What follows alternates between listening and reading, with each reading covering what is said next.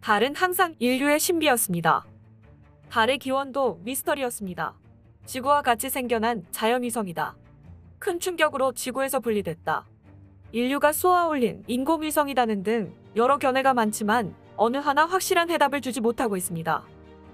이번 영상은 달은 고도로 기술이 발달한 사전 인류가 쏘아올린 인공위성이다라는 얘기를 해보겠습니다. 아마도 어떤 사람들은 이런 주장에 대해 웃을 것입니다. 그러나 이 이론을 뒷받침하는 많은 과학적인 증거가 있습니다.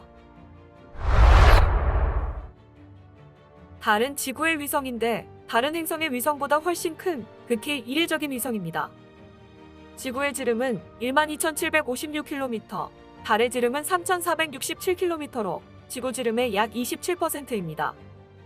지구의 형제 행성인 화성에도 포보스, 데이모스라는 두 개의 위성이 있는데 이 중 큰 것이 고작 0.34%밖에 되지 않습니다.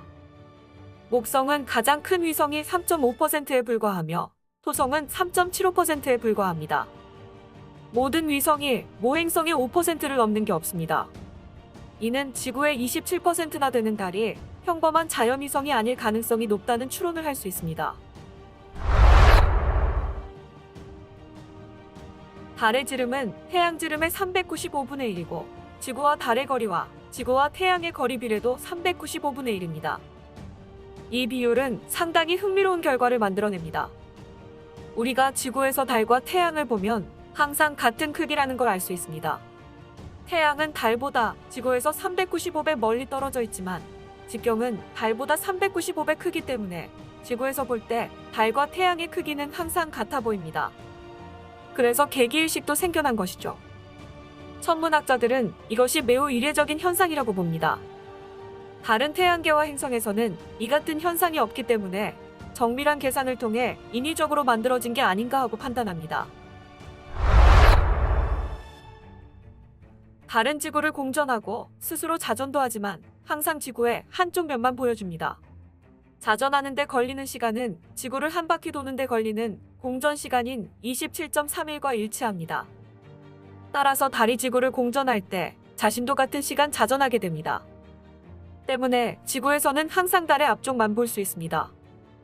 인간이 현재 쏘아올린 모든 인공위성도 지구의 한쪽 면만 보여주게 설계됐는데 따라서 달도 그럴 가능성이 있다고 보는 겁니다.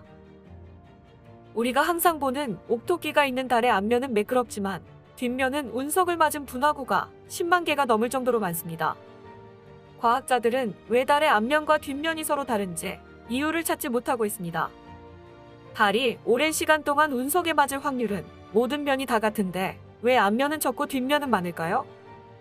여기에는 지구에서는 절대 달의 뒷면을 보거나 접근할 수 없게 하는 뭔가 큰 비밀이 숨겨진 건 아닐까요?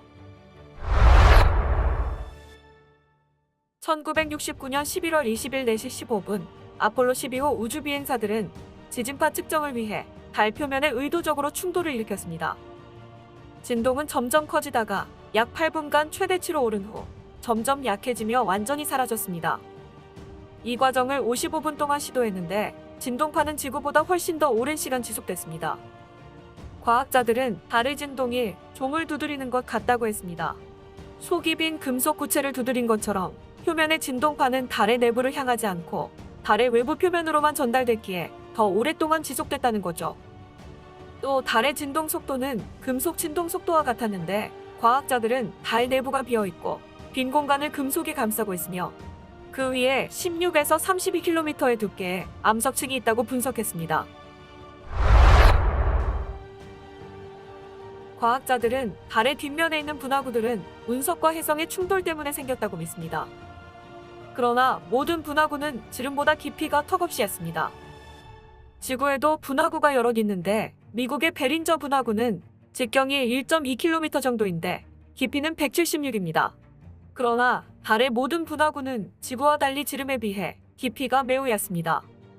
달의 가가린 분화구는 직경이 최대 29km인데 깊이가 약 6km에 불과합니다. 과학자들은 직경이 299km 정도면 깊이는 30km 정도여야 한다고 얘기합니다. 때문에 과학자들은 달 표면 아래에 운석이 통과할 수 없는 매우 단단한 물질 구조가 존재한다고 추정하며 이 단단한 물질은 금속이고 이 때문에 모든 분화구의 깊이가 낮다고 보고 있습니다. 과학자들은 우주 비행사가 가져온 380kg의 달 토양 샘플을 분석한 후 티타늄, 크롬, 이트륨 등 지구에서 거의 발견되지 않는 금속을 발견했습니다. 이들은 모두 매우 단단한 금속인데 내열성이 높고 부식이 되지 않는 금속입니다. 금속은 자연에서 주로 금속 산화물 또는 혼합물의 형태로 발생하기에 금속을 재련하기 위해선 섭씨 2~3,000도 이상의 고온이 필요합니다. 실제로 달은 활화산이 없는 최소 30억 년은 춥고 황량한 행성이었는데 그렇다면 그렇게 높은 온도에서 재련할 수 있는 금속이 어떻게 나왔을까요? 1996년 2월 4일 소련의 무인루나 우주선이 달의 임브리엄이라는 장소에 착륙했을 때 2개의 우뚝 솟은 구조물을 포착했습니다. 그것들은 15층 건물 높이였으며 빛을 매우 강하게 반사했습니다. 1966년 11월 20일 미국의 궤도 탐사선 2호는 달 고도 46km에서 피라미드 모양의 구조물을 포착했으며 높이가 15에서 25m 정도였고 색은 용암과 주변 토양보다 옅었습니다.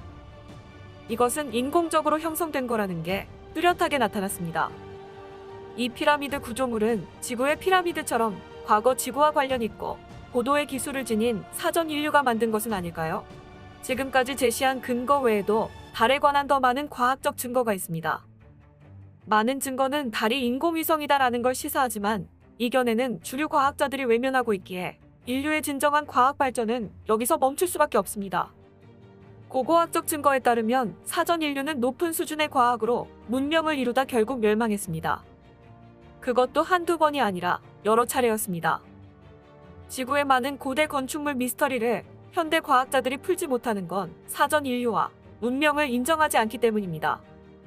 과학자들이 고정관념을 버리고 개방된 자세와 폭넓은 시각으로 이런 문제에 접근한다면 현재 인류가 풀지 못하는 사전 문명, 다차원 공간, 우주 신비 등 수많은 진실을 새롭게 인식할 수 있는 날이 오지 않을까 생각됩니다.